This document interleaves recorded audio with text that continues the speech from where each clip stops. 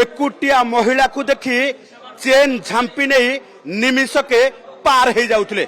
आपण भी कहीं कहीं एमानंको शिकार होई थाई पारंती।